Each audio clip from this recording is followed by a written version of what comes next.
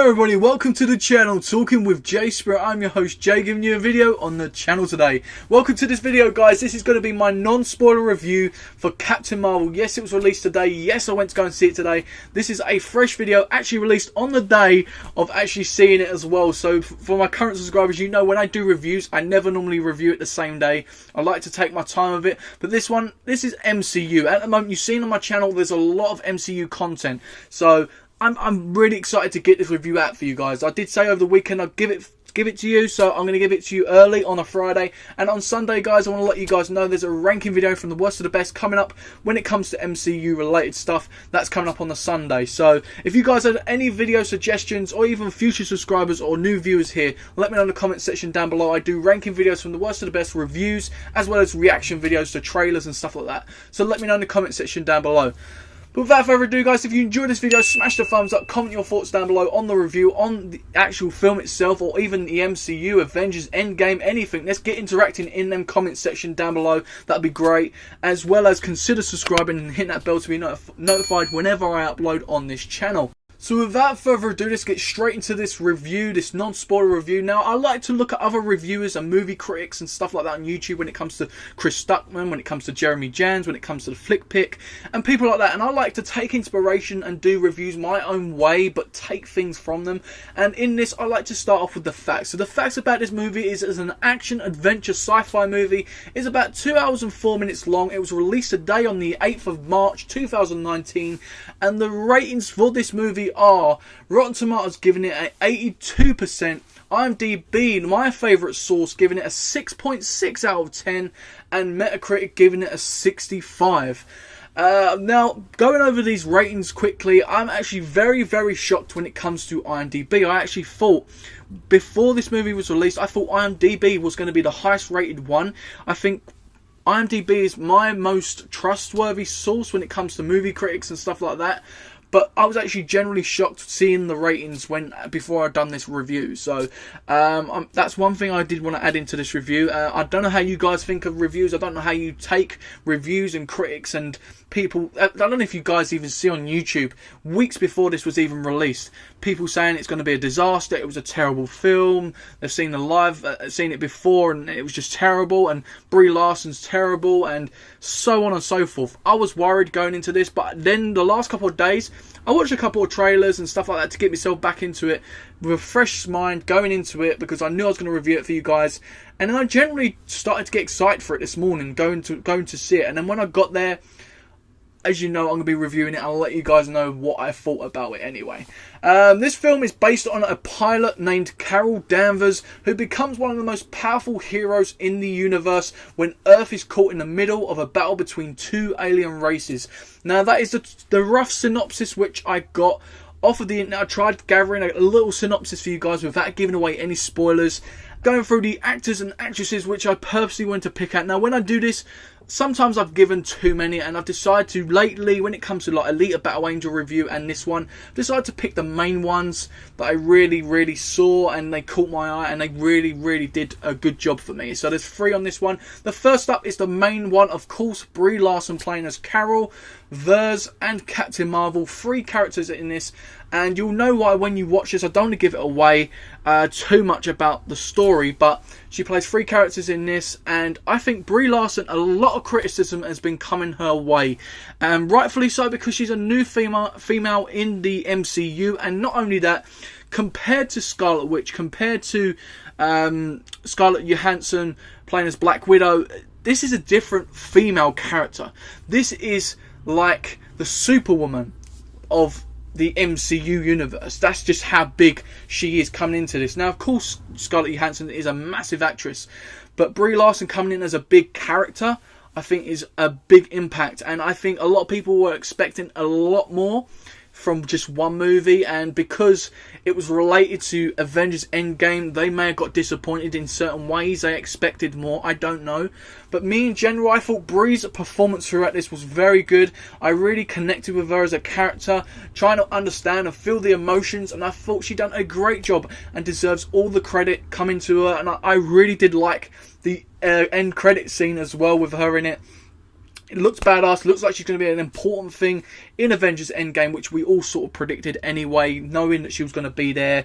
And obviously, at the end of Infinity War, when Samuel L. Jackson, Nick Fury, called Captain Marvel, we sort of know that she was going to be a part of it, and it was going to be a big deal. So Brie Larson, I think, done a great job, and I think I don't think it was a bad thing, really. I'm trying to think off the top of my head that I could really say about her. There was some moments where the other actors and actresses took over, but I think that was more because you was trying to feel the emotion of the character, because she's really trying to understand certain things without spoiling anything for you guys. Next up, we have Samuel L. Jackson, of course, playing as Nick Fury. He was amazing in this film. I've never seen a Nick Fury character played so well in a movie. Now, obviously, that sounds stupid because, obviously, Samuel L. Jackson's always been Nick Fury. But this is the best movie I've seen Nick Fury in. Now, obviously, you see him from a young age, going into the later stages of whatever happens. And I think he was so great in this. He was so comedic. How he meets Brie Larson in this movie, Captain Marvel, was great, and on the road together, it was just an amazing experience to see Samuel L. Jackson younger again and playing that role. And I think he done a great job, and was probably the purpose of this movie for me, which kept it going through the movie and didn't slow the movie down, because his comedic side of things and the way he connected with each character and stuff like that was very, very special in this movie.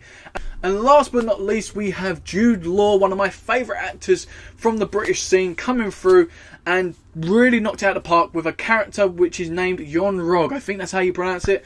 He basically is a sort of mentor to Brie Larson, coming through the ranks as Captain Marvel, and done a great job in this movie being so. There's a twist in the movie, twists and turns in this movie all over the place when it comes to each character, and it is just an emotional ride throughout the movie. I've been meaning to see him in such a big role, because the last big role I really see him in was Sherlock Holmes with Robert Downey Jr. and also the new Harry Potter film, The Crimes with Grindelwald, or whatever it's called. I can't remember what the full name of the story, the film's called, but he was in that as well. He was playing as actual Dumbledore, the young Dumbledore, and they're the big things I've seen him in. That apart from that, he hasn't really had anything major, and this is the film which I thought he could really, really perform and show what he was all worth. Seeing him in the trailer was very good, and I was worried about him coming into this movie.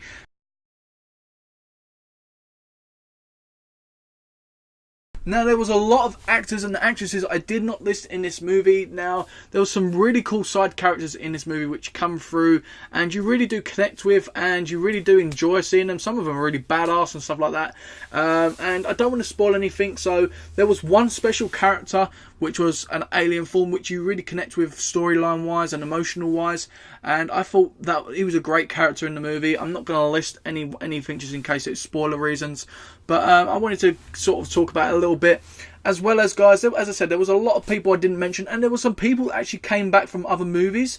I don't want to talk about either, because you'll notice when you watch it, one of the bad guys in this movie, you sort of go, wow, I didn't know he was going to be in it, sort of thing. And it actually surprised me. It was really cool, and I really did enjoy this movie. I just want to let you guys know, when you go and watch it, or if you've watched it already, let me know what you thought about it. But if you go and watch it, enjoy the movie, guys.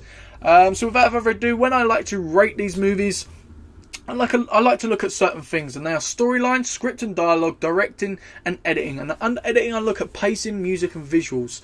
So without further ado, let's get into this. The storyline from plot point A to B was easy understandable, really it was. You had the little plot points in between which made the story flow for each character, and I understood it. And there was a lot of flashbacks in this, because it was a lot about Brie Larson as Captain Marvel, understanding herself and things, and yeah, it was just easy to follow, and I didn't really think the storyline was terrible. I actually thought the storyline was the best thing about this movie. I didn't go in expecting action-packed here, there and everywhere. I expected a great story with a superhero which we're being introduced to, and that's what I got, and I enjoyed out of it.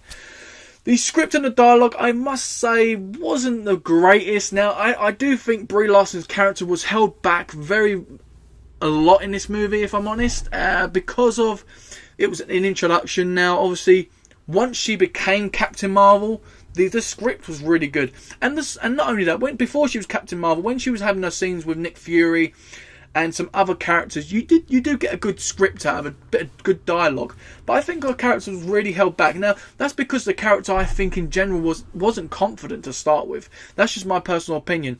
I think it was just the character in general. I don't think it was down to the script and the dialogue, like the actual person who wrote the script or anything. I think it was just the character in general. But everybody else's performances when it comes to the script and dialogue, I thought was amazing. It was easy to follow throughout the film. I didn't go, oh, that was cringy, or that shouldn't have been said, or anything like that. It was actually very good, and a lot of the script and dialogue was really funny when it comes to obviously Nick Fury and some of the other characters. I really did enjoy it. And the directing, guys, I thought the directing was very well done in this movie. It felt like an MCU movie, and I enjoyed it. I really did enjoy it. A lot of people were gunning this movie down, and I really don't think it has the right to be gunned down as much as it is. I really hope people go and watch it again and reconsider their reviews or their opinions, because this movie was generally a good movie. I think the directing done really well. There was some really good scenes in this movie, some really good shots and stuff like that where it's been directed perfectly, and I really did enjoy it as a whole. When it comes to editing as well, the last but not least, editing, I like to look at pacing, music and visuals. So pacing of the movie, as I said, from point A to point B was easy to follow. You had some slow moments of pacing, then you had the fast bits when it comes to the action, but then you had the build up in between. That was the most important part for me, the build up. I love that part of each movie, because you see the characters start to really feel and believe in themselves normally in that part of the movie, and I love that part, especially in this movie. So the pacing was really good. The music in this movie, I really did enjoy it. There was actually a lot of good music in this movie played. There was a variety, and the visuals, let's not even get started on the visuals. The visuals were, as you could class it as a Marvel film, just outstanding. There was just not one thing I could sit there and go, that looked really terrible. I generally, it was just outstanding, what you would see in an MCU movie. So the visuals are just outstanding. So guys, when I go to rate these things, I like to rate these things on certain things. Now, it's really bad, good, or totally awesome. They're the things I like to look at and rate it in between. And I've never really had anything in the bad or really bad yet. So I've been so lucky when it comes to reviewing films and stuff like that. So can this film be bad or really bad?